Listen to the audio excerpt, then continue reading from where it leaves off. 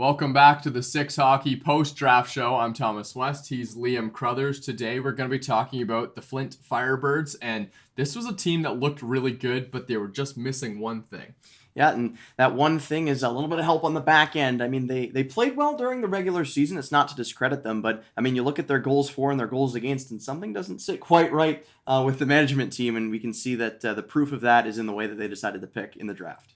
That being said, this team did not too bad in this terms of the standings this year in the OHL. It was the goal differential that was a problem for them. They let up a lot of goals, and they looked to probably need some defensive help. Yeah, and it was the third worst goals against in the West. You see, Sioux Greyhounds and the Sarnia Sting were the only two teams that were worse than them in terms of goals given up. So they decided to address that in the draft. Right, and that is exactly what they did. They addressed it by taking two very strong defenders to start at the draft. The first one was Tristan Bertucci. This is a guy with size. You see at 178 pounds, a guy who's particularly strong on the puck, and he can defend well. Yeah, and 23 points in 34 games. And from the games that we had seen up on our YouTube channel from Bertucci, it looks like he hit a growth spurt at some point, getting himself up to 6'2". It's very impressive. And I mean, it's obvious that with their first pick, they knew what the issue was. It was the amount of times they were letting the puck into the back of the net. They think that with this pick, they can push themselves even further up the standings board.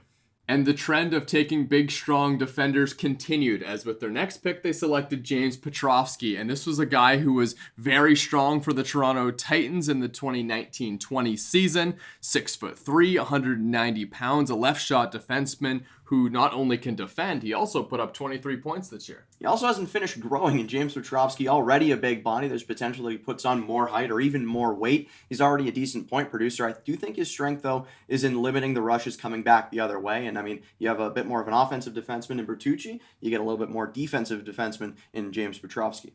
So defensive issues probably secured up as much as they could have right there as they take two strong guys early on. We move on to the next pick now. Another defenseman, Dylan Bly. This was a guy who he had a pretty good season in 2019-20 as well, and it just continues to add to a little bit more depth on the defensive side of things. Yeah, I can't imagine that Dylan Bly is able to crack the lineup right away, or if he has the high profile that a Bertucci or a Petrovsky does. But that being said, I mean, in the case of an injury, if you need someone to fill in, I do think that Bly serves that purpose with a late round pick.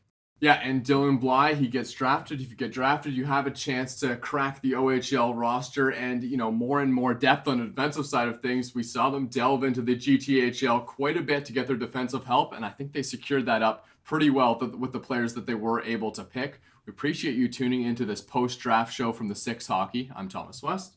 Liam Crothers. We'll see you next time.